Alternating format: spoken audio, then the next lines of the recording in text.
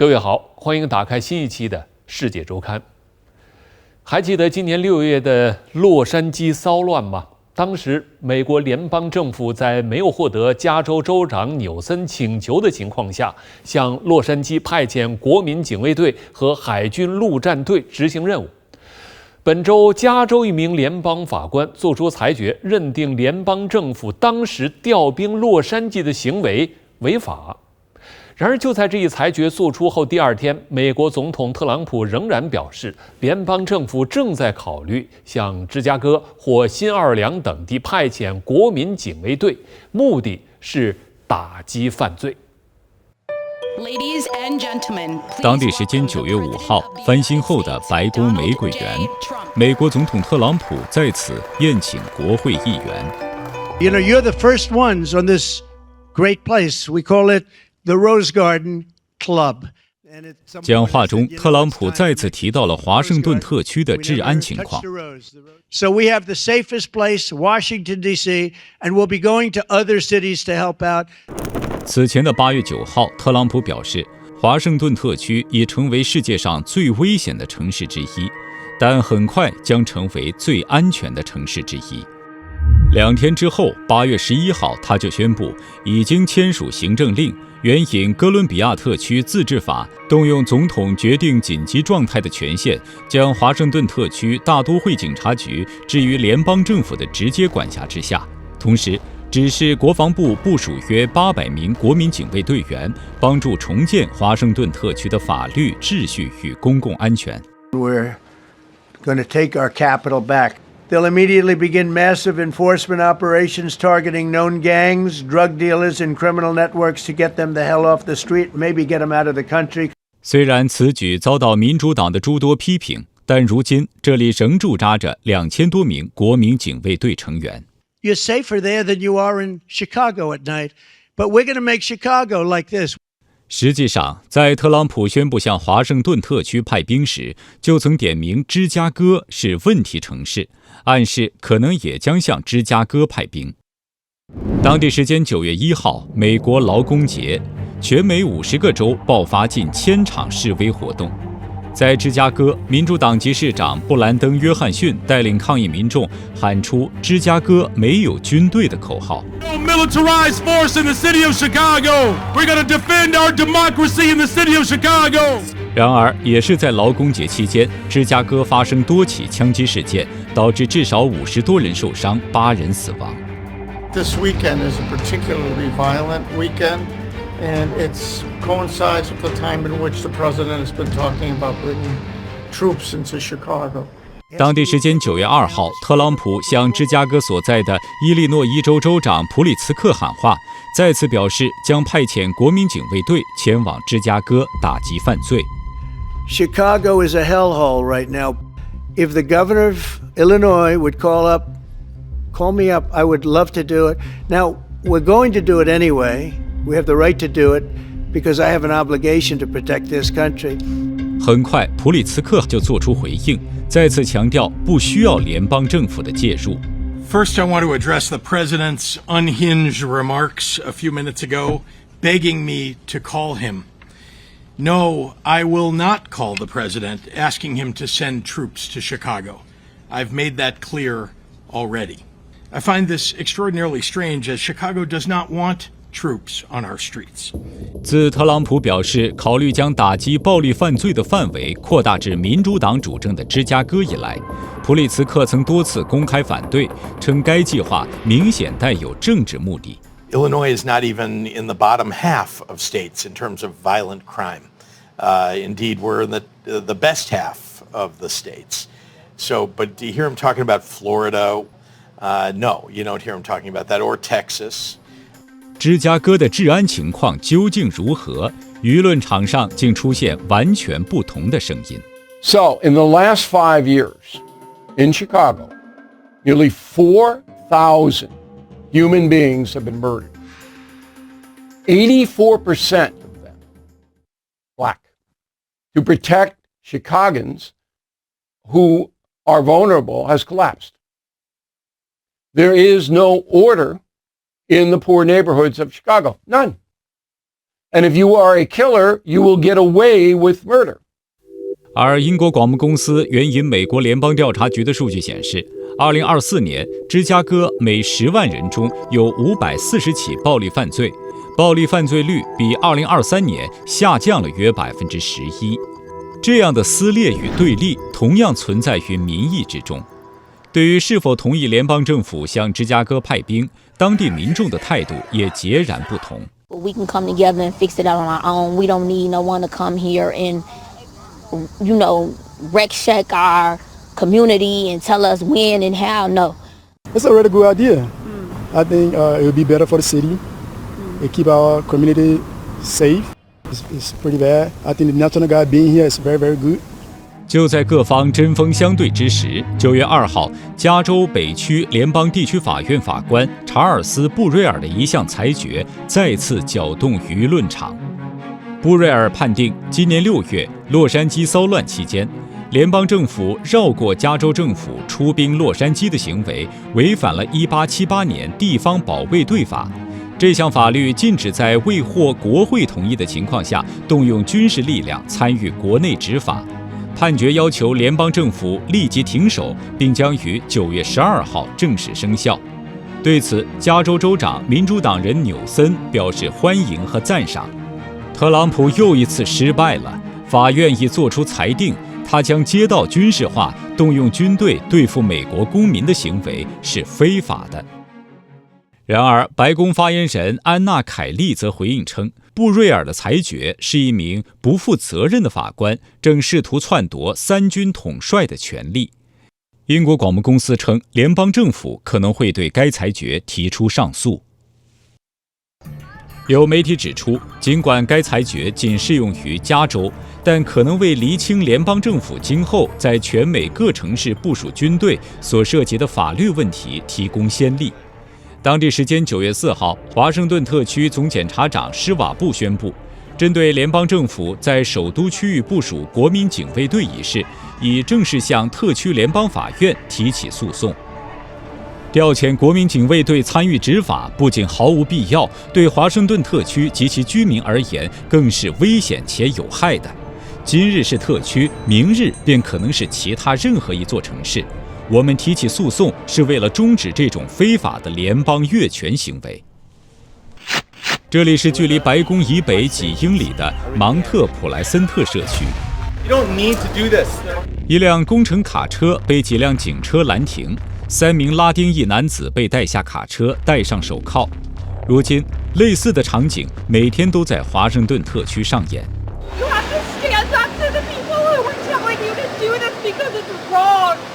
这是一场移民突袭行动，是美国政府勾勒的所谓法律与秩序蓝图中的一环。Get her out of here. You should be ashamed of yourself. 联邦执法人员大规模进驻首都，此举史无前例。他们所掌握的权力同样空前，粗暴的执法方式引发民众的强烈不满。Good stop her. Out! Get out of here. Get out of here. Yeah, get out.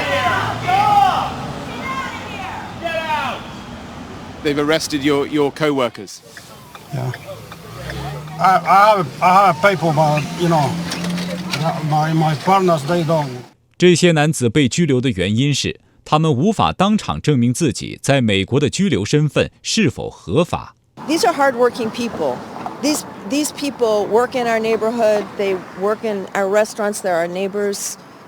They are taking hardworking people away, not criminals. This is not making our city safe, pulling out workers who are an essential member of our community and being like, oh, that makes DC a better place. It doesn't. 芒特普莱森特社区是华盛顿特区最具多元化的社区之一，生活着大量拉丁裔移民。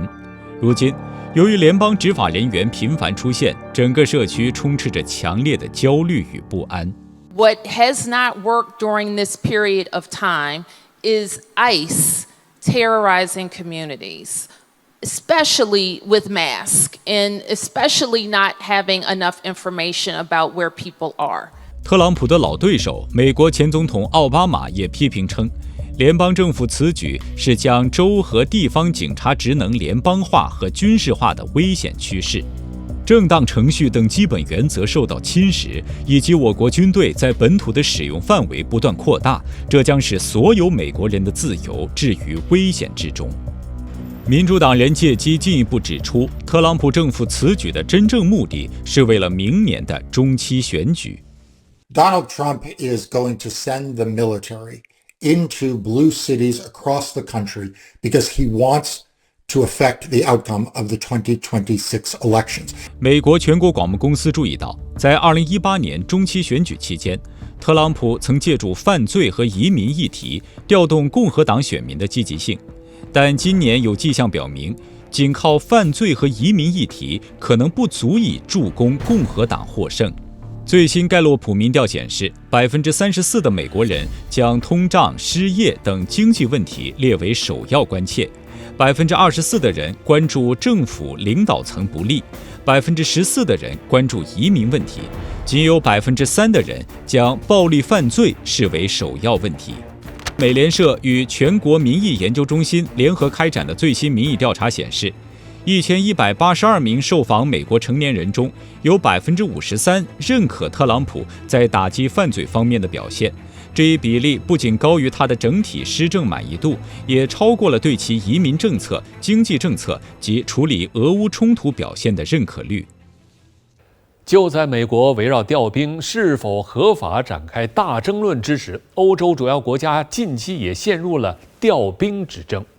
本周由英法主导的志愿者联盟会议为争议已久的欧洲向乌克兰派兵的说法提供了某种可能性。对此，德国马歇尔基金巴黎办公室主任马丁·昆塞兹表示，欧洲人想表明他们正在做功课，他们有能力为乌克兰提供真正的安全能力。但也许更重要的是，这是在向美国传递信息。2025年9月5号，俄罗斯总统普京在弗拉迪沃斯托克表示，在签署和平协议之前，任何部署到乌克兰的外国军队都将被视为俄罗斯军队的合法打击目标。Если будут достигнуты решения, которые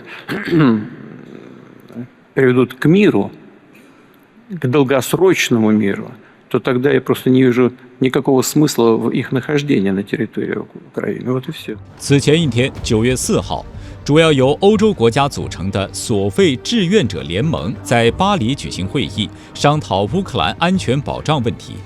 会后，法国总统马克龙宣布，以欧洲国家为主的26国在会上正式承诺向乌克兰部署保障部队。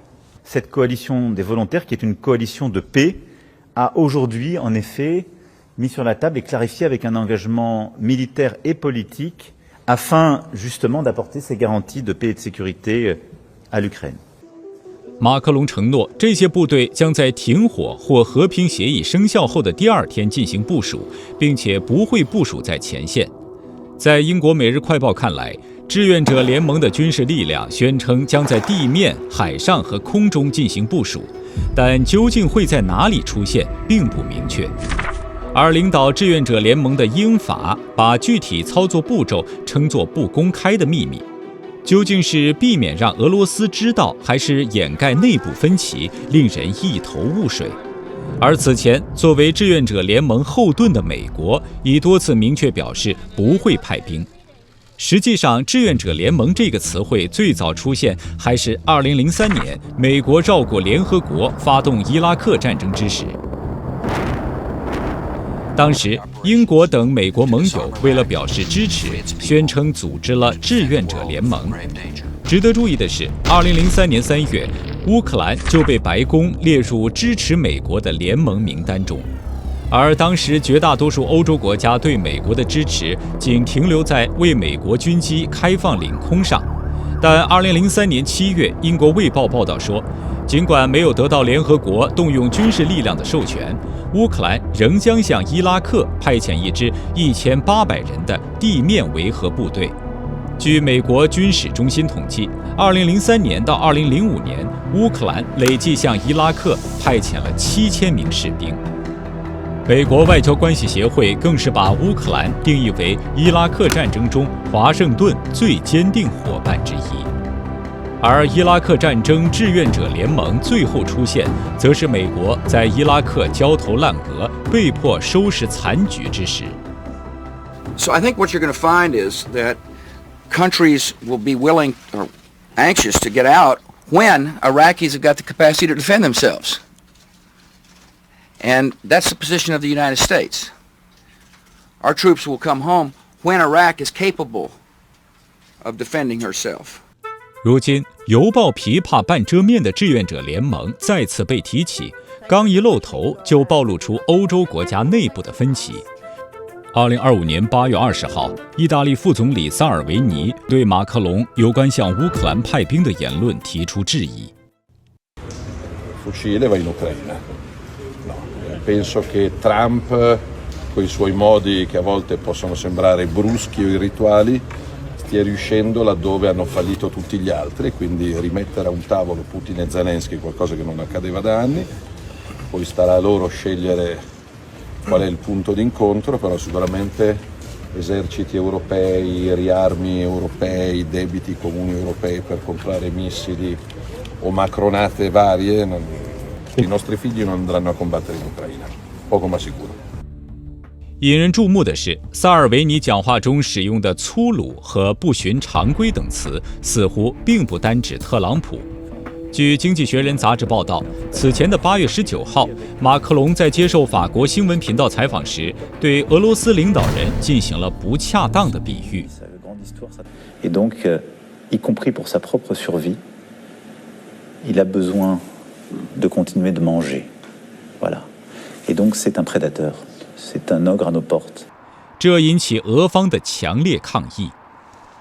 Мы видим постоянно какие-то странные заявления президента Франции в отношении России. Иногда они переходят грань не просто разумного, а приличного, становясь просто какими-то низкопробными оскорблениями в адрес России и ее народа. 粗鲁外交一时间成为各国媒体热议的话题。纽约时报认为，如果说此前的特普会中，特朗普扮演了好警察的角色，那么强烈要求上桌的马克龙则扮演了坏警察角色。他此时此刻突然向俄罗斯施压，目的是迫使后者接受西方开出的条件。这也使人联想起2022年2月7号俄乌冲突爆发前夕，马克龙以西方国家调停人的身份到访莫斯科时，两国元首曾隔着一张4米长的桌子进行了长达5小时彻夜长谈。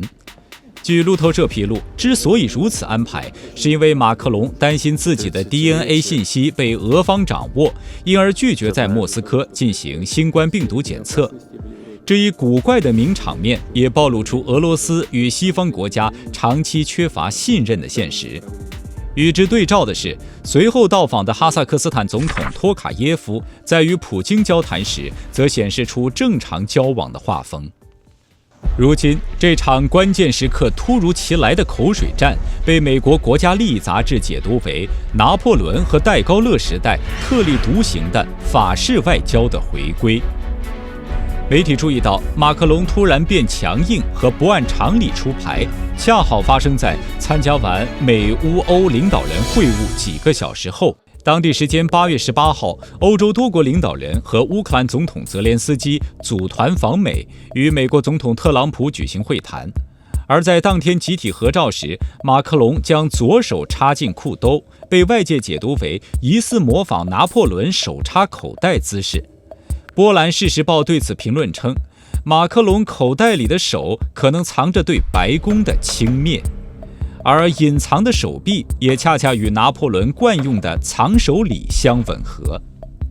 与合照中泽连斯基的武士战相比，马克龙凭借法式优雅和桀骜不驯，也不动声色地抢占了 C 位。与之对照的是，此前在援乌中表现最积极的英德以及欧盟主席冯德莱恩，在不经意间被边缘化了。让欧洲上桌，此前一直是欧洲国家对俄乌冲突谈判的核心诉求之一。而在8月18号的集体峰会中，尽管马克龙被安排在桌子的上座，但会谈气氛显然被意大利总理梅洛尼抢了上风。di diplomazia e siamo contenti che sulle garanzie di sicurezza si parta da una proposta che è stata italiana, che è quella di costruire garanzie di sicurezza efficaci ispirate a quello che è l'articolo 5 della NATO, insomma del Trattato di Washington. 同样引人注目的还有被《华尔街日报》形容为特朗普最喜欢的对话者的芬兰总统斯图布。他被显眼地安排在曾和特朗普发生过激烈争吵的泽连斯基身边。据报道，这位前芬兰国家高尔夫球队选手曾以高尔夫奖学金入读美国福曼大学，并在今年3月特地跑到棕榈滩特朗普高尔夫球俱乐部，与美国总统特朗普一起打了一场友谊赛。He's a very good player, golfer, you know. Yeah, I know. He went to college. But he says you always win. 事实上，俄乌冲突混杂着多方博弈，比起领土问题以及安全保障问题，更宏观的欧洲安全架构问题，正是一系列复杂冲突的核心难点所在。